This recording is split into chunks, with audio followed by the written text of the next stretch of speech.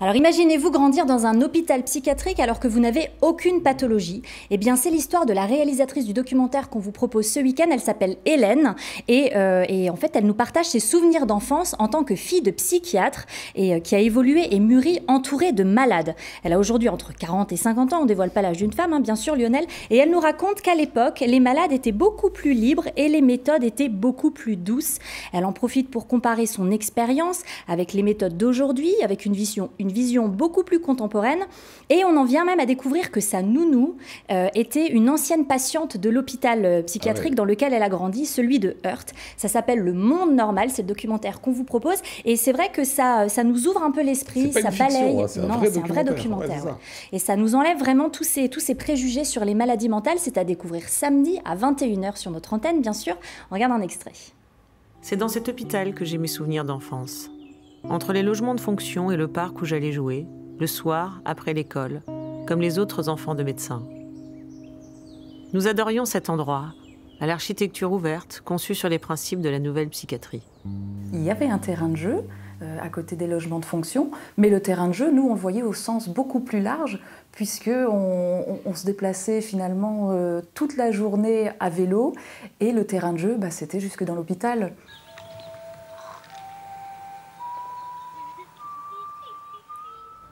La passionnance est demain à 21 h, du théâtre à présent. Alors effectivement, on va parler de Les Préjugés. C'est une pièce de théâtre qu'on vous propose également ce week-end. Alors c'est une pièce, 2 histoires et un thème, l'amour. C'est beau, oui. Saint-Valentin oblige. Voilà, c'est une pièce de théâtre en 2 temps. On commence avec la première partie, une histoire contemporaine, celle de 4 lycéens qui expérimentent leurs premiers sentiments amoureux et qui vont faire face aux préjugés qui vont avec. Alors on est obligé de catégoriser, d'appartenir à un certain groupe, d'avoir une crédibilité et d'être populaire pour plaire ou pour être aimé. La pièce joue d'un parallèle avec une histoire se déroulant quelques siècles plus tôt, au milieu du 18e, et on se rend compte que finalement les préjugés sont différents, mais le résultat reste le même, on ne s'unit pas avec n'importe qui. Une noble ne veut pas s'afficher avec un simple bourgeois, la classe sociale était déjà très importante. Donc c'est 2 périodes, mais finalement on se rend compte que les préjugés vont continuer. Alors est-ce que l'amour triomphera, Lionel? C'est à découvrir dimanche à 20 h 45, on regarde un extrait. La nature, elle dit, il y a des filles qui naissent pour faire un bout de chemin avec toi, main dans la main, pour toujours. Catégorie B. D'autres qui sont là pour le paysage, peupler ton regard, dire que le monde il est pas si moche que ça. Catégorie D. D'autres qui sont là pour être là, peupler le monde, augmenter la croissance. Catégorie C. D'autres pour se détendre. De la fille partageable, recyclable. Catégorie A. Et catégorie sortir maintenant, on fait quoi? Alors je vous emmène au Tanzmatten de Célestat ce week-end. Vous pourrez découvrir le salon Made in Alsace.